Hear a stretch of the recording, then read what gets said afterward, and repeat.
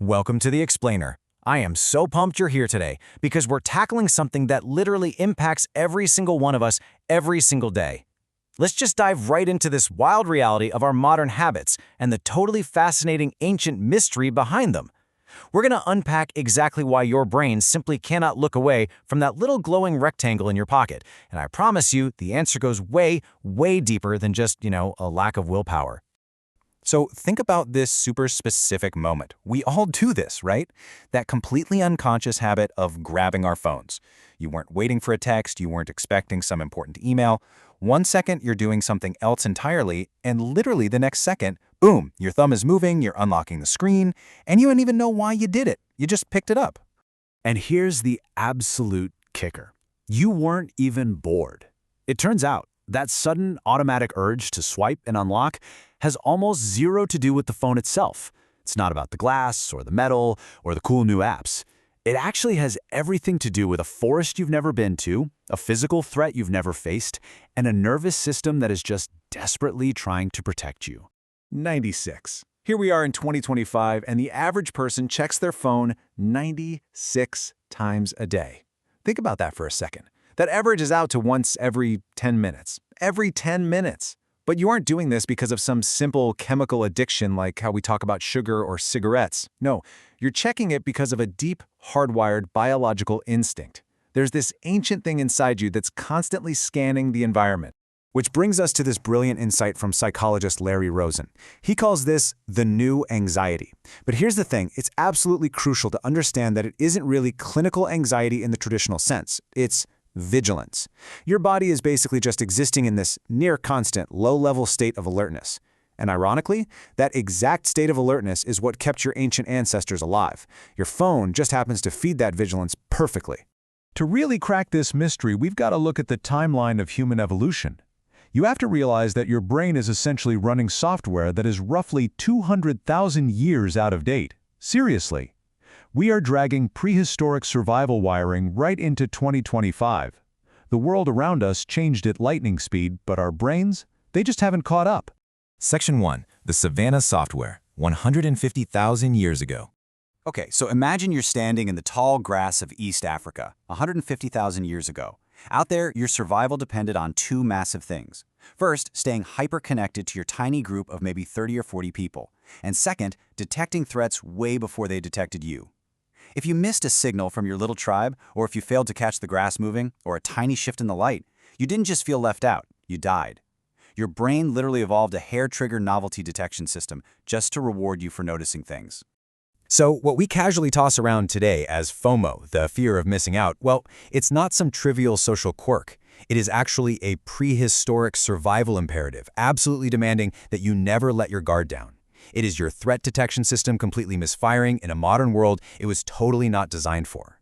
Your ancestors didn't have FOMO. They had a literal life or death need to track the group. Section 2. The neuroscience of the scroll, anticipation and reward. Your phone is basically the ultimate novelty machine, perfectly calibrated to hack that prehistoric hardware we just talked about. This builds right on Wolfram Schultz's mind-blowing monkey studies from the 1990s.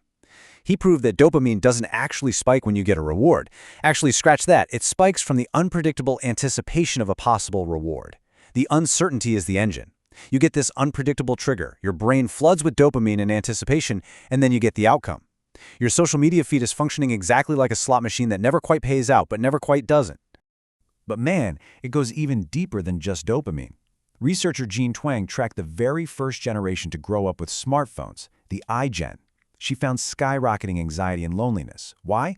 Because the phone completely recalibrated what the brain considers normal connection. Since your phone holds your entire social world right there in your hand, an unread digital signal creates the exact same physiological stress response in your body as if a crucial tribe member went dangerously quiet during a hunt. And this just brilliantly illustrates the whole evolutionary mismatch. On one hand, your ancestral brain is built for a super tight-knit group of 40 people where monitoring them meant life or death. On the other hand, you're trying to use that exact same brain to constantly monitor an endless digital crowd of hundreds or thousands of people in a feed that literally never ever stops moving. Section 3. Engineered for exploitation. Deliberate design. Now, here is the absolutely crucial point. This constant scanning of your digital environment, It is absolutely not happening by accident. It's no coincidence your phone feels impossible to put down. Former Google design ethicist Tristan Harris has documented exactly how the modern attention economy works. The tech world was built squarely on these exact variable reward loops we've been talking about. We're talking about a room full of designers with neuroscience PhDs who deliberately built these platforms to exploit your ancient survival instincts. The mechanics of this exploitation are practically hiding in plain sight. They purposely use the infinite scroll to strip away any natural stopping points, basically trapping you in the feed. They tune notification chimes to hit these primal auditory reflexes so ancient they actually predate mammals. And my absolute favorite example, they made notification badges red because your nervous system intrinsically prioritizes the color red. Red used to mean blood or fire. Today, it means 7 people liked your post. Section 4. Catching the instinct. Reframing your guilt. I want you to really hear this, okay? Let this sink in. You are not weak. You are not undisciplined. And you certainly aren't failing at something everyone else is succeeding at. You are simply falling prey to a highly sophisticated system engineered entirely against your own biology. Your brain isn't broken. It's doing exactly what it evolved to do. Think about it. Your great-great-grandma was incredible at surviving the harsh Pleistocene landscape. You showed up to the year 2025 with her exact same brain, and now you're trying to use it to resist a glowing red badge. Talk about an unfair fight. This is exactly why experts say you don't necessarily need to go completely off the grid and delete your phone. Instead of the old view, telling yourself you have this terrible screen addiction you're too weak to control, try adopting a new view. Next time your thumb moves automatically, just consciously catch the instinct. Literally tell yourself, hey, my ancient nervous system just successfully ran a survival scan. Naming the mechanism takes away its power. So, the very next time you pause right before unlocking that screen, just remember that your 200,000-year-old brain is desperately checking to see if your tribe is still safe. But before you tap that glowing red badge, ask yourself, is your life actually on the line right now, or is your Savannah software just misfiring all over again?